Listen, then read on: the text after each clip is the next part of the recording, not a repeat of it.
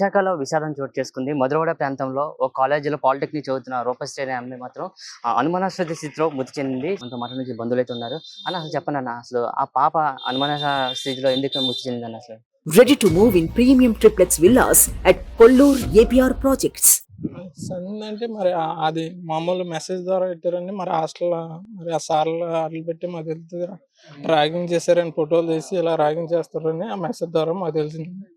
ఇప్పుడు దాకంటే చదువుకుంటుంది, ఎక్స్ట్రా క్లాసులకు వెళ్తుందని అనుకున్నాం, కానీ ఇలా చేస్తుందని అనుకున్నాం.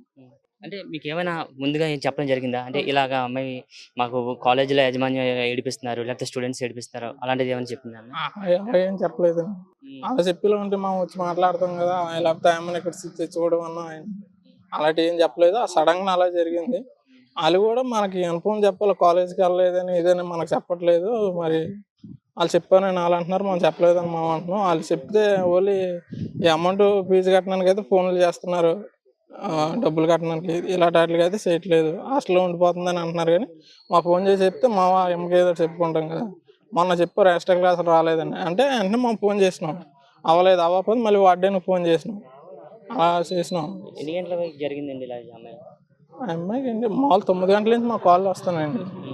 9 గంటల నుంచి కాల్ వస్తే ఆమెకు కూడా చేస్తున్నాం. మా ఫోన్లు ఎత్తట్లేదు ఆ అమ్మాయి.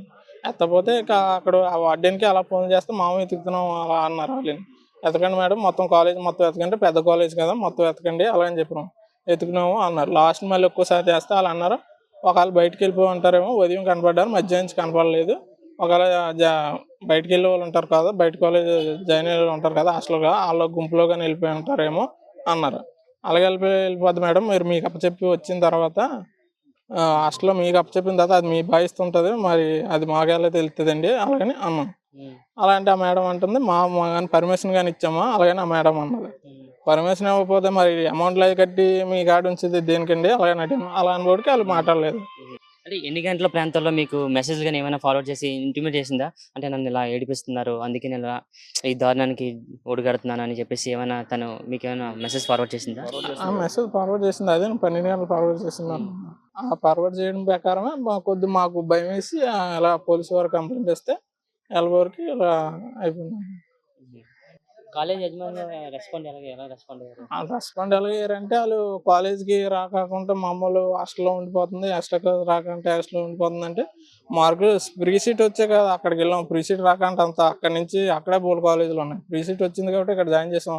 10th క్లాస్లో కూడా మార్కులు ఎక్కువ వచ్చినాయి. కాకపోతే వాళ్ళు మీరు సొంత బంధువులు కదా, అమ్మాయి ఎలా ఉండేది? అంటే యాక్టివ్గా ఉండేదా, లేకపోతే ఇప్పుడు కొంచెం అంటే మీరు అబ్జర్వ్ చేస్తూ ఉంటారు కదా, అంటే కొంచెం ఏకాంతంగా ఉండడం కానీ, లేకపోతే కొంచెం డిప్రెషన్లో ఉండడం కానీ, అలాంటివి మీకు కనిపించే అమ్మాయి? డిప్రెషన్లో వేయటం ఉండదు, బాగా యాక్టివ్గానే ఉంటుంది అందరితో. డిప్రెషన్లో అలాంటి వేయటం ఉండదండి, యాక్టివ్గా ఉండేది. యాక్టివ్గానే ఉంటుంది. యాక్టివ్గా అలాంటి లేదు, యాక్టివ్గానే ఉంటుంది, అందరితో కలిసి ఉంటుంది. పోలీసులు ఏమైనా కేసు ఫైల్ చేశారా మీరు? ఇంకా మా వాళ్ళు వెళ్ళారు ఫైల్ మా మామయ్య గారు ఇప్పుడు వస్తారు. అలా మీరు చెప్పండి అన్న. ఆ అమ్మాయి చనిపోవడం చాలా ఒక బాధాకరమైన విషయం అని మనం చెప్పుకోవచ్చు. వాళ్ళ పేరెంట్స్ కూడా అసలు తీరం లోటు అని మనం చెప్పుకోవచ్చు. అసలు ఏం జరిగింది అనుకుంటున్నారన్న? అసలు అంటే అమ్మాయి అక్కడ అమ్మాయికి లైంగిక వేధింపులు ఉన్నాయని, నాకే కాదు ఇంకా చాలా మంది ఉన్నారని అలాగనేసి మెసేజ్ పెట్టిందండి. ఎవరు చెప్పుకోలేకపోతున్నారు. ఏదైనా చెప్తే కనుక అది సోషల్ మీడియాలో పెడతామనేసి వీడియోలు తీసి ఫోటోలు తీసి సోషల్ మీడియాలో పెట్టి ఇబ్బందులు పెడతామని బెదిరిస్తూ ఉన్నారు. అందుకే నేను చనిపోవాల్సి వస్తుంది అని పాప మెసేజ్ పెట్టడం జరిగింది. సార్ నన్ను క్షమించండి, నేనైతే చనిపోతాను, వేధింపులు చాలా ఉన్నాయి ఇక్కడ, నేనే కాదు ఇంకా చాలా మంది ఉన్నారు, ఇబ్బందులు పడుతున్నారు అని మెసేజ్ పెట్టింది. విద్యార్థులు కానీ చిన్న ఇలాంటి వేధింపులకి వాటికి చనిపోతున్నారు. ఇంత దారుణంగా చనిపోయి కన్న వాళ్ళకి శ్లోకాన్ని మిగులుస్తున్నారని మనం చెప్పుకోవచ్చు. వాళ్ళందరికీ కూడా మీరు ఏమైనా చెప్పాలనుకుంటున్నారా? చాలా బాధ కదండి, చాలా బాధాకరం కదండి. ఒక పిల్లలను కోల్పోవడం అనేది చాలా బాధ అండి.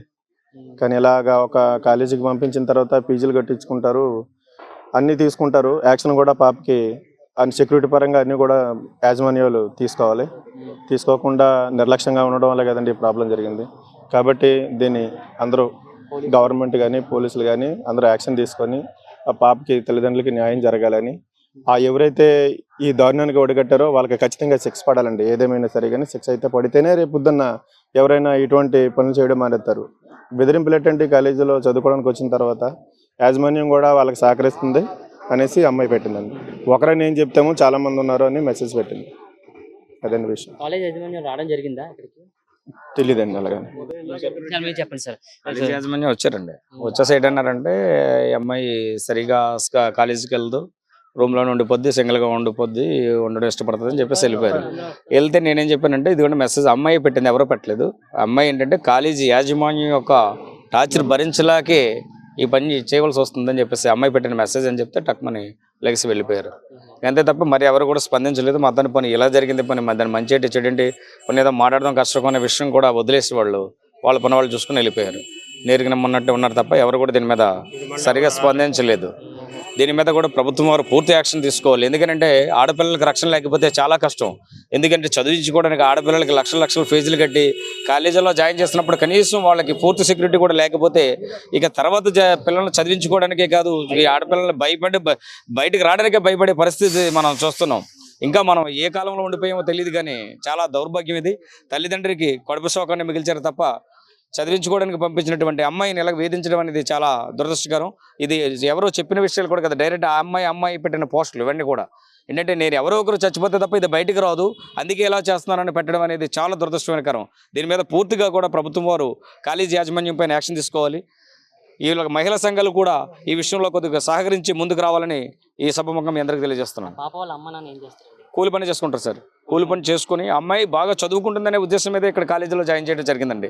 ఎక్కడ నర్సీపట్నం నుంచి ఇక్కడ జాయిన్ చేసుకుని ఎప్పటికప్పటికే వాళ్ళు స్పందించినప్పటికీ కూడా ఈ యాజమాన్యం పూర్తిగా వైఫల్యం చెందడం వల్లే ఈ యొక్క ఇంతటి ఘోరాతి ఘోరం జరిగిందని నేను అనుకుంటున్నాను. సుమన్ టీవీలో మీ పర్సనల్ అండ్ బిజినెస్ ప్రమోషన్స్ కోసం కింది నెంబర్కి కాంటాక్ట్ చేయండి.